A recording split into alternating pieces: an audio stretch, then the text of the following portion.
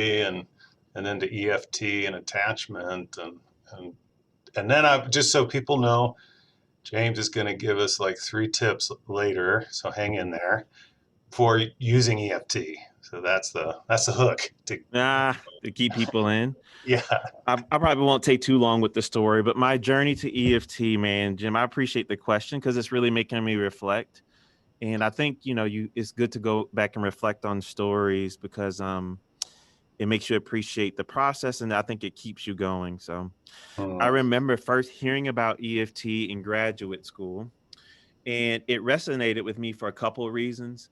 I think, I think occupations or calling or whatever terms you want to put it into, they find us because they grab us in the context of a part of our life story.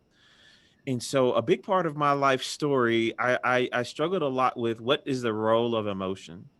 I knew I felt it a lot and there was feelings that would go on inside of me, but I didn't know how to give voice to it. I didn't know if those mm, parts of me were acceptable. mm. But also I knew that I was surrounded by a lot of love and affection and attachment in my family.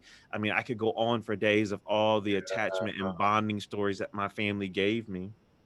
Um, but then there were other places in my life and in my story where it didn't feel like those parts of me were acceptable. And I wondered why do I feel this love and connection in certain parts of life and feel like coldness and distance in other parts of In life. other parts, right? That contrast was internally like a dilemma and of interest to you, and you'd Mhm. been in that. Like, I've got all these strong emotions.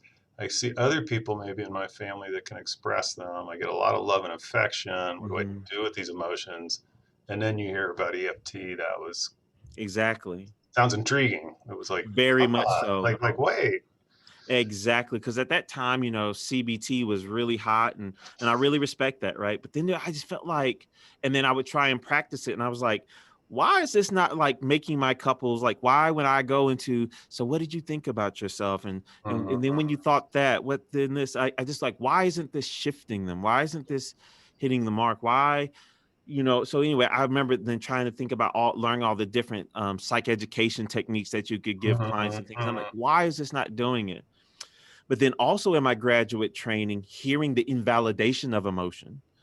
They're irrational. They will lead you to bad decisions. Right. And then even in religious circles, emotions are the fallenness of human beings. I'm like, wait, Mhm.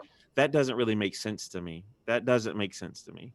Something didn't ring true in you, like Yeah, and not even just my own story. I was just like, so how can we it's like here's the incongruence for me, Jim. We accept emotions when we're getting the things we want or when things are going along the way we think life should go. But then we want to find a way to invalidate emotion when it's not going the way we want, or somebody's bringing another painful or bringing in another perspective that threatens us, and yeah, then we want to invalidate the emotion, we want to invalidate their pain to then invalidate their story. right. And the impact of that story on us. Exactly, We start feeling 100%. pain, or we feel, stirring something up in me. I'll take the joy. I'll take the, but I don't want the pain. Yes. This sadness is okay because it makes sense to me. This other sadness, I just want to get rid of it. Yeah. That's interesting, right? And then grad school does that. I think that cognitive behavioral implies like emotions all come from thoughts, Yeah. as opposed to like we're emotional beings. Yeah. And I love how, like, even when it's really true in its essence, and what many people don't understand about EFT is why we call ourselves emotionally focused therapy, that cognitions and behaviors are a huge part of what we do as well. Mm, That we recognize, like in the Brene Brown terms, that, when we have certain experiences in life, part of what our brain and body does to help survive is we have to put it into a story or to a narrative. We have to give a cognitive frame around it in order to be able to, in some way, to survive. Because I liked how one of my mentors, George Fowler, says, he says, ambiguity is scary. yeah, we don't like it. When things don't make sense in our mind, it's that in itself is emotionally evocative. And so I wanted to, a lot of who I was as a person was, and even though I'm still on the journey, it's like, I don't want to keep living my life in parts because, part of my life, Jim, I don't know if I've ever talked about this, is I was a military person. Mhm. And so what I learned to do as a military person to thrive was I can perform better than you, I can be smarter than you, and I can lock my feelings down really well. My attachment style to is I can lock down, shut my feelings down, supposedly. I'll make that attempt. And I Right. can thrive and be rewarded for it and get medals for it and promotion for it and perform tasks. And that's necessary at times. That's why Yeah. we love our first responders and our military and things of that nature, because they are able to, in a sense, do a quick emotional regulation that allows them to move towards things that other people's bodies go away from. The problem is that what I wasn't doing and what we want to be able to give to people is there are moments in life where you have to kind of regulate what emotional expressions, the things you let people see and experience with you. But we also have to be able to have this emotional flexibility to know when we are in those spaces and we can open those parts of us up and process those parts of us. Well, it's powerful what you're doing, right? You say, and I like the reminder of story. We're storytellers as a species, right? And Hmm. somewhere back hundreds, thousand years ago or something, we started telling stories that we had imagination. Hmm. Started thinking that maybe next spring could be better than last spring if we did this, or that. That's right. It led to invention. It led to us having more resource, and we could take care of the elderly. That's right. Exactly. Stories are a powerful, and emotions are a powerful part of us. That's right. It's That's I'm right. watching now we surf shows, and I'm watching this old Star Trek Enterprise show, right? And it's Mhm, really fascinating though, because these other species keep commenting on, the strength of the human is this compassion, mhm, and you're moved to act when you care about somebody or something or some you'll do so much, right? And then, but then you're talking about what the military service. There's some real strengths in what you're saying, right? that's right. You need first responders that'll show up at the car crash and not be so scared and overwhelmed by the sadness of what they're seeing that they just stop and freeze. That's right. And the funny thing is, so at my military job, I was a medic, Jim. You had So both. You had both. exactly. So here's the funny thing. I remember one time I show up on a crash site and I can see a motorcycle in the road. I see all the police around, and I'm like, "Where's the person that was on the motorcycle?" Well, I go find he's way over somewhere down in a ditch, and they've got a blanket over him, and they've got him sucking on a Phenergan pop, and the Phenergan is to help with nausea and pain. And so I'm like, he's like, "Hey, doc, I'm probably in bad shape, ain't I?" And I'm like, "I don't know yet." And I pull the blanket off Jim, and he's laying there, but his leg is mutilated and folded back up, coming towards his torso.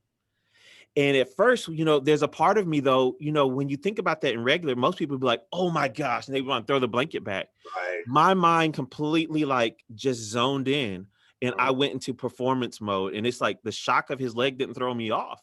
It was all right, his leg is there. We've got to splint it in place, this and that. Where how much blood? He looks like he's calm, he's sweaty, he hasn't gone into shock yet. Let's lift his legs up, let's get oxygen on him. Let's hurry up. Does time slow down for you in those moments? Oh man, yeah. I could Yeah, like like it's you all in see. slow motion. Yeah, and Yeah. it's like I'm in my zone and I'm locked down, and like I can see all the cops and everybody. They're looking like oh, this looks so gross, and it wasn't until afterwards, after we dropped him off, me and the other medic, we were like, whoa, that was rough. That was rough. Yeah, it's That's probably the later. worst condition I've ever seen a human body in. Right. The You performance part was off, and now this other part of me was able to come back on.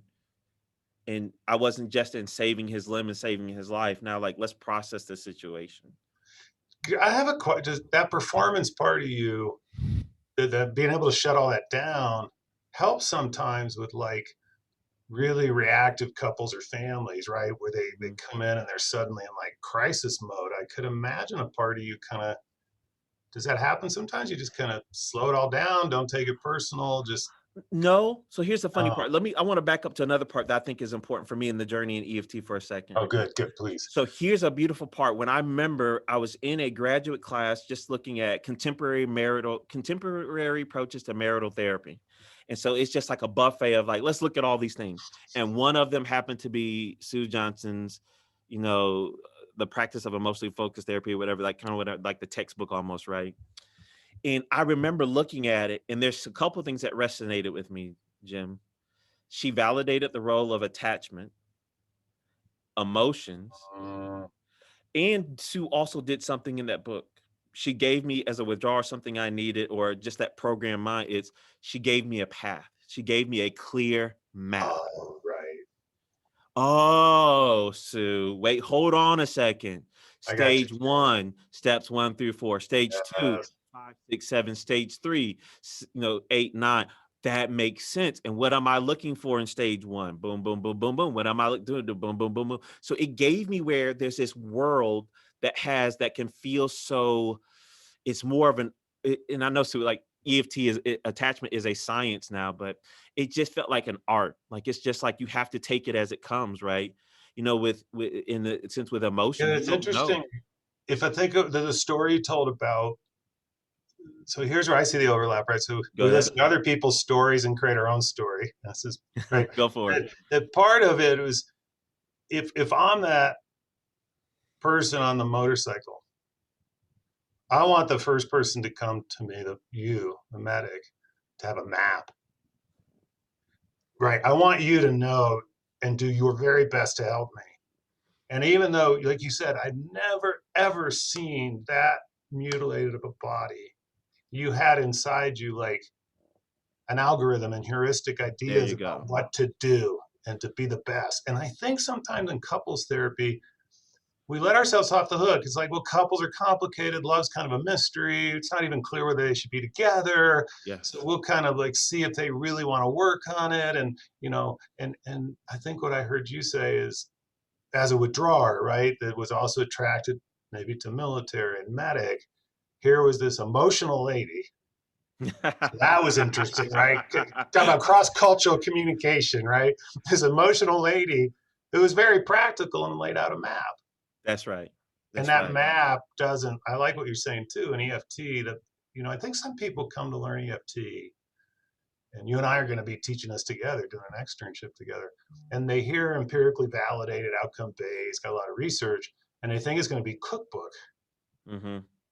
But you added something. You said it's every one of these. There's ambiguity in Hmm. every couple. There's moments that nobody can teach you what you should have done when this partner turns to the other partner and says in the middle of the session, "I'm done. I want a divorce." And your ethics professor comes into your head and you're like, well, you should back off. She or he or they just said divorce. But the medic in you Hmm. might say, you think you're going to lose the leg, but I'm not so sure. That's right. I want to stay present. I want to find out why you just yelled Uh-huh. about divorce. Yeah. Okay. So that was really powerful for you to. And even though, and what I love about it is like attachment, we take the people as they are and we go on this journey, but there is still a very predictableness to it in a way. Yeah, that's true. Yeah. The path that, when we're in distress, it's like it's kind of a predictable path. Yeah, and you go, if you're more secure, it's this path. If you're a little more anxious in your insecurity, this path. If you're avoidant, you go this path. And if you're Right. fearful and avoidant, you go this path. Yeah. Yeah, that's right. And And what that's I loved about EFT was the way it was formed. It wasn't just formed in one guru's head who made up this philosophy about life, but it was, you know what? I was stuck, I was struggling, and I needed answers. And I watched hours after hour after hour after hour of real couples, and I studied their process, and we tested interventions and how did they land. And uh, so I like it because it's like Sue and all the trainers and you, Jim, you've been around, and y'all have been dialing this in over the years. And so it takes me back to the African proverb, right? Where it's, we stand on the shoulders of those who come before us. right. And so that's what I really am so excited about in the EFT is that it's not static. I mean, even to hear Sue talk about being excited to get in her car and still go up the hill to her office to continue refining this process, to hear trainers who are not satisfied. They're like constantly like, I noticed in this session, I normally did this, but I changed a few words here, or I did this different thing. And I'm still trying to see how that really works. I want to see if that's really true. And like you're always constantly trying to dial it in. And so sometimes like I'm supervising people and I'm like, hey, I told you this last week. Well, I heard this new idea I want to share with you that kind of pushes it even a little bit further. It's not static, it's dynamic and it's beautiful, right? I'd say any model that tries to explain humanity in very simplistic terms that are reductionistic, for me, there's a part where I don't trust it in some ways. Right. While we are predictable, we are still complex beings. Yeah. And that's a part of the beauty of who we are. And I want to be able to honor the full beauty of our complexity, and also while recognizing there are some parts of us that are kind of predictable. And they're predictable for reasons, because you nailed it earlier. They've helped us survive and thrive in the world. Right. Right. We needed some avoidance that would just deal with the saber-toothed tiger Hmm.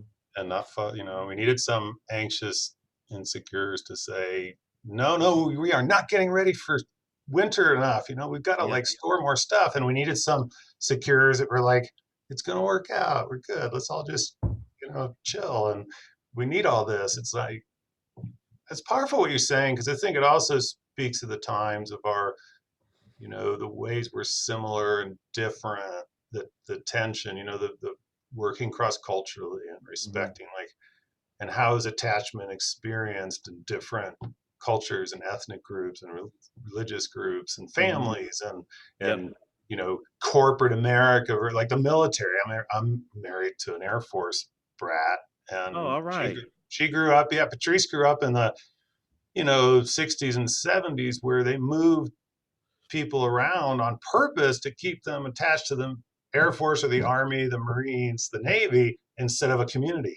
That's So right. just when the family was getting attached to Wichita, Kansas, hey, honey, I'm getting transferred, and you're not going to get to be attached, and how that impacted her attachment experience of always feeling like an outsider. Mm. There's a whole subculture of those folks raised in that particular military experience, where cons come in and meet people, and then they're gone. And you know what? I love what you just said. Like, I've not got to meet Patrice. I only meet Patrice through the representation of her connection to Jim. But when I think about, when I pull up the image of Patrice after meeting you, is she is this person who sees the outsider. She is this person who sees the outsider and goes extend compassion. And that's what I like about attachment. Attachment doesn't say, oh, you've gone through this, you're going to be screwed up the rest of your life. But Yeah. it's like, through these healing bonds, is this part of where we get to go and revisit our story, and we can also take those things that were hard and turn them into something. They can be turned into something beautiful and secure that we get to offer to other human beings. So Patrice's story of not being able to attach, always feeling like the outsider, helps her in moments when you're in training events. You told me, like, she sees the outsider and she Oh yeah, I told finds you that them one story and she about moves towards yeah, them. the fellow who said to me, I got attached to EFT because Patrice kept finding me at that big externship and talking to me. That's right. And That's right. and she'd help me. She'd say, this person, I don't think they're connecting. And then I suddenly show up, say hi. They think, wow, what a really sensitive trainer. And it's like, well, actually, my wife sent me over, but you don't know us well enough to know whether that's a cool thing or not. Or, you know, but she's the one with that sensitivity you're talking about. That's very moving, right? It's like, there you go. It's that uniqueness and pattern. Hmm. Her That's right. experience was unique to her, but you can identify a pattern as an attachment specialist, and you say, I'll bet. And that's very true of her. That's And right. and James and I didn't script this, folks. We didn't like, hey, make this guess about Patrice, and that'd be really cool. This is coming from. So I like it, and I'm excited about doing the externship with you, because it's like the way we're talking right now. Um, I like that you tell stories. I like that, but you have a nice talent or natural proclivity for, you go from story right into something very practical. And maybe it's like that secure in you. Because remember, we were talking that one day, and I said, yeah, you seem really secure with your wife. I don't know if I'm buying this avoidance still story, right? You may be leaning more secure nowadays, but that avoidance in there to say, hey, keep mapping it out for people. Yeah. Keep mapping it out for people. And I really like that about how you talk about EFT. And Yeah. um, Yeah. yeah, see, I think we could talk a long time about your story. Maybe we'll Oh, get I some more of definitely your could. I story could definitely later. keep going, but I'll stop there.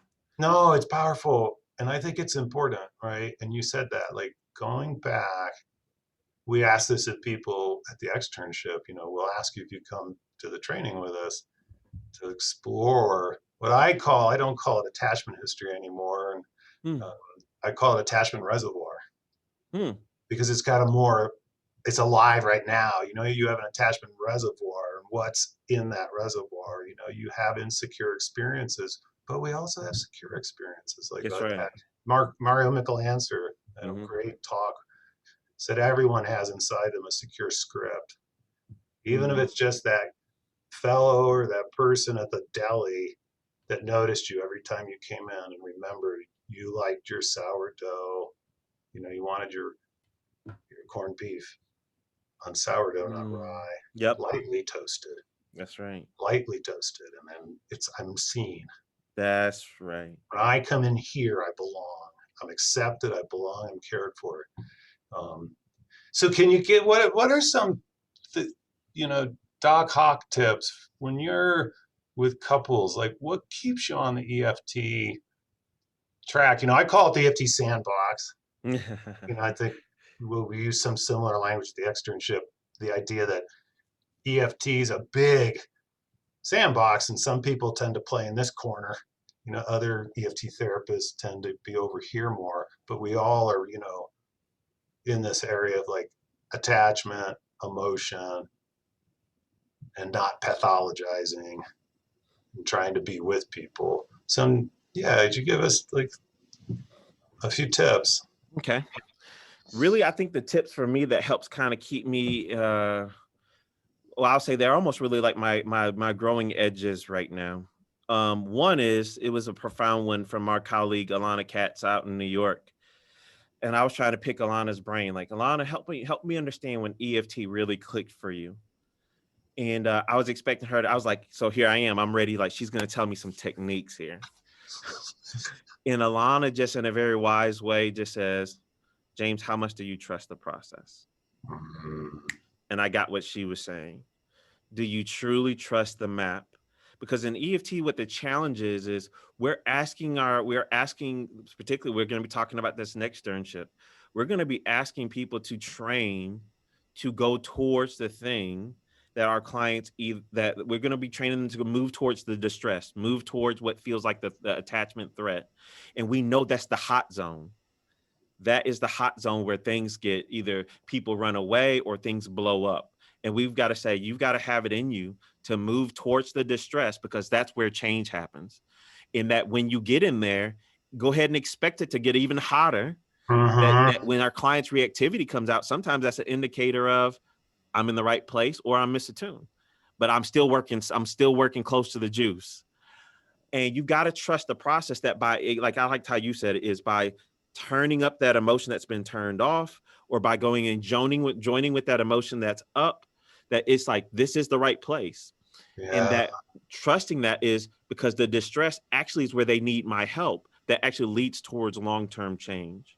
that's powerful. Like when you said that, I thought right away, I went back to what you said about when you were in grad school and the part of you that I have these emotions, I feel these emotions, and that's different. Some people are in the more avoidant attachment withdrawal, and they really stuffed and compartmentalized their emotions to the point where they're like, no, I don't really have them. Well, You I were mean, having more of that experience of like, I have them. I don't know what to do with them. yeah, and I think that's from many of the withdrawers I have is what's happened is they probably don't recognize them anymore because they've done such a good job of shutting it off. It's just like almost like someone who's had an injury for so long and they've learned to adapt to it. And then the doctor says, "Hey, how's your pain level?" You're like, and they're like, "Wait, hold on. Oh, wait, I don't even notice the pain because I barely think about it. But now that you make me tune into it, doc, it's probably, da da da da, right?" Right. And I think for me, it was I wouldn't let people see it, and I would try and turn down my emotion, right? Yeah. Because it's not going to lead to anything good happening. I don't know. Maybe you might, Dim, as you're listening, No, people no, might you'll be get like, vulnerable. Well, what I was thinking about is that parallel process between what you're describing is a beautiful, poignant, very clear tip for people that are doing this attachment-based, right, emotional-focused work trust the process. is go towards, it's like Jim Furrow said at the 2012 EFT Summit in New York in the hallway. He said to some people, EFT is a model where we welcome some dysregulation into the room, That's it. right? And then that part of you that's had to learn to get more and more comfortable with, okay, it's up and I'm going towards it, Yeah. not to shut it down, Right. but to do what you just described. Like there's a second tip, like turn it up, meet it when it shows up. This reactivity means they're a couple, they're a family, or this person, if they're an individual, this person they're talking about that Uh-huh. they're getting all activated about matters to Yeah. And let me jump in. So here's another story. Strange one too. People gonna know too much about me. I used to want to be a car detailer them. because I love seeing something that like maybe looked like it was just junk, cleaning up and restoring it and seeing it look brand new. But what I learned is the life of a car detailer is not glamorous. You see the nice shiny car and it smells nice and the tires are shiny. But what I recognize to be a great car detailer, you got to make things worse. I remember going into one detail. I pull out all the seats, I pull out all the cup holders, and I'm like, oh my gosh, all these parts everywhere, all this dirt everywhere. And I start wiping stuff down and it's smearing stuff and all this because of the layers of dirt. And I'm like, oh my gosh, this car looks worse than when I first got it. Oh my goodness, how am I going to ever get it to What's this you? grime? Yeah. Yeah, what is this? Is this food from 3 years ago? What the right? Exactly, Yeah. exactly. And so, but what I had to trust was that is the process to get that car to the restored new state.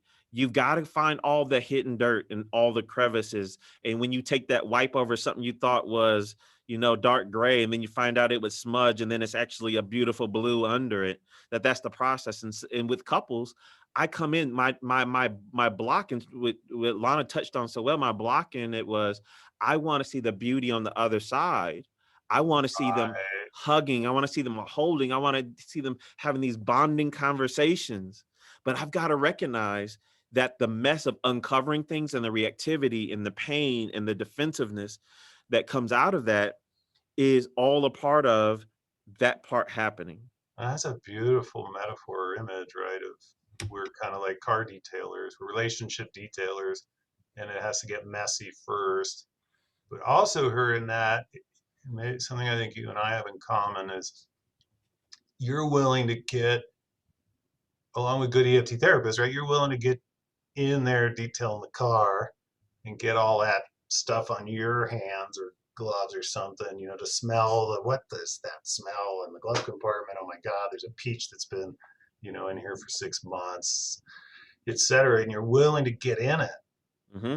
right? Like that part of you, the medic, that can go towards the leg that looks mutilated. I go, well, I have to go towards this stuff. And maybe I think that's the stuff that's the hardest to teach is what Alana called out in you, trust the Yeah. process. And then you call up memories of like, oh yeah, like car detailing.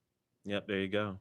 And I Yeah. think so. Another one is for me right now, what keeps me in there is, and I love Catherine Ream, one of my other mentors. She jokes, I love the word reps.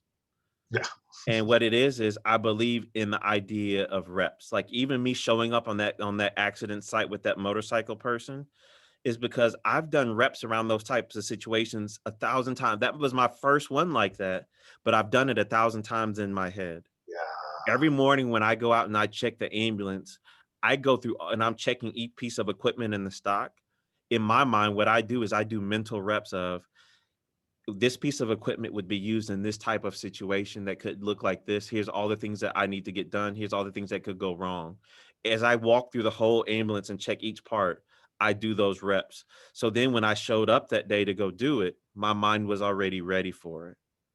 I love that you're making me. I wasn't aware of this, but I like my specialty therapy wise is 2 and 3 day intensives with couples, and I'll meet with them before, I get a taste of them, and then it's that morning. I know I am doing reps in my head as I get ready and set up the video and all that because now they're online.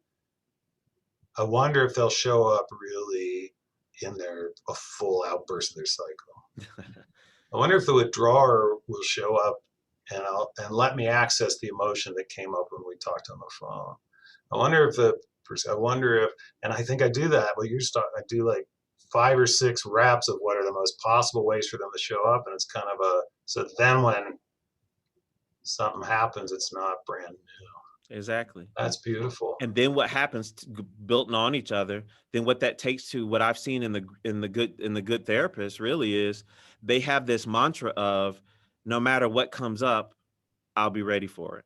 Mm, In other words, I just trust the process and I trust that I've gone through enough reps that whatever comes up, I'll just be ready to go towards it.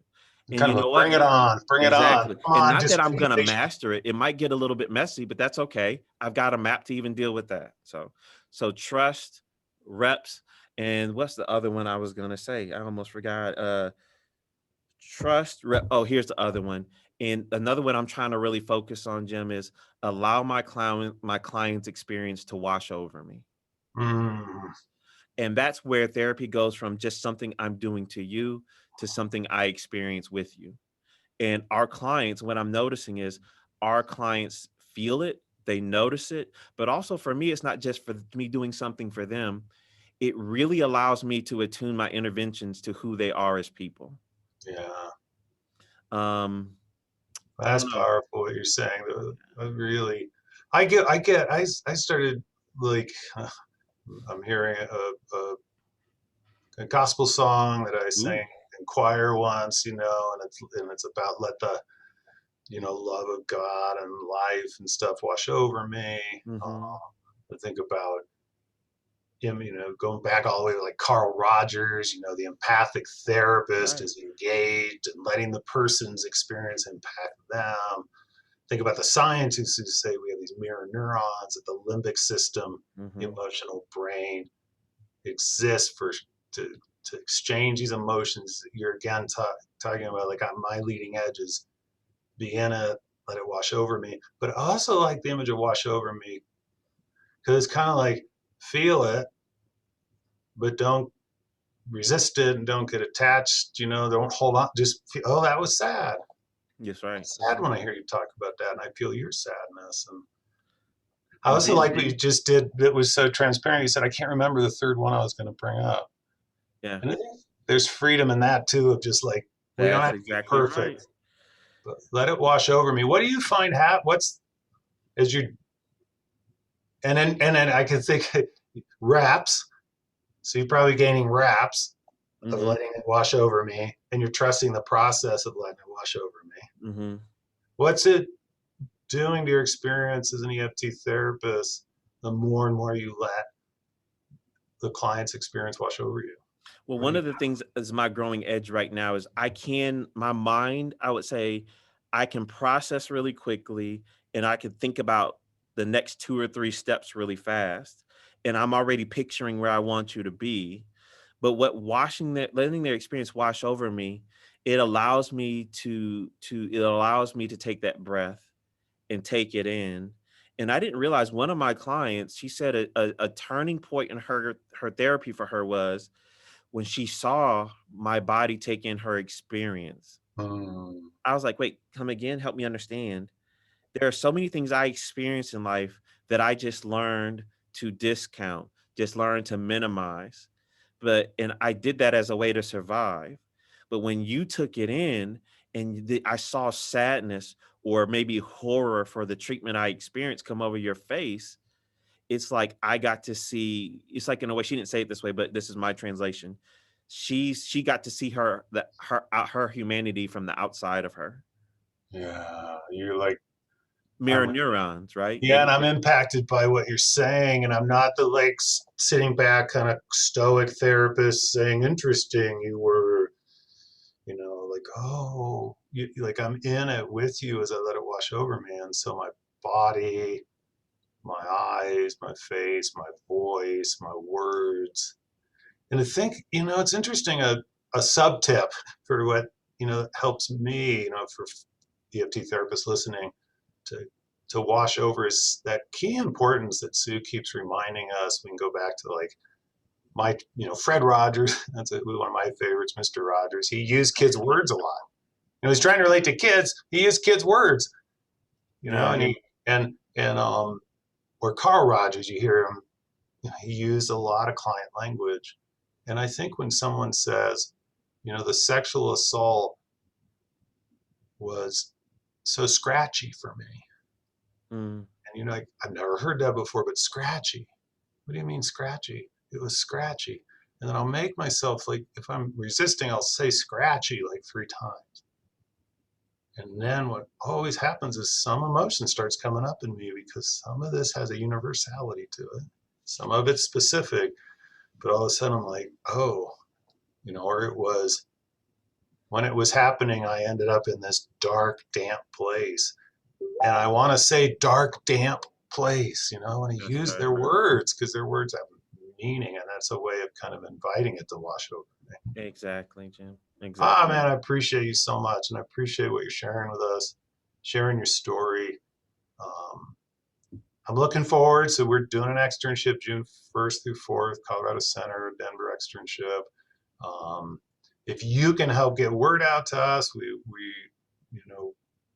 grad students, we certainly have some scholarships for Black, Indigenous, people of color, or if you're just serving a marginalized community and your income is lower as a result, um, reach out to us, see what we can do. Anything else you want to say? Oh, and you can find out about the externship at coloradoeft.com. I'm sure James will have it on his Facebook page and stuff too. But anything else you want to say just about the externship? Man, I'm thankful for externship. Externship, I like to always tell people it's like come to be to learn professionally, but also be prepared to come to be impacted personally. I believe in the power of presence. Like your presence in the room as a human being is just as valuable as your competence as a professional. So Wow, when you come to externship, be ready to, yes, learn professionally, but also be prepared to bring your full humanity to the experience to be impacted as well. wow, it's powerful. Well, thank you. Thanks for talking with us about this, sharing your story, taking some risk, talking about a tough experience like seeing that person and their mutilated leg, Mm, and your tips, and I think what you said is powerful, and I bet a bunch of people listening can relate to that. I don't know what to do with these emotions. And what did my culture say or my family say, or what did I see, whoever identifies a man, a woman, trans, gay, straight, lesbian, older, younger, like what in these emotions are okay mm, and what aren't. And I think that's a big part of the externship. And we know that people who take the externship, they come out like 6 months later and they're accepting a wider range of their own emotional experience. that's right. That's the So key. there it goes to presence. All right. Thank you, Jim. I appreciate you, man, so much. Appreciate you.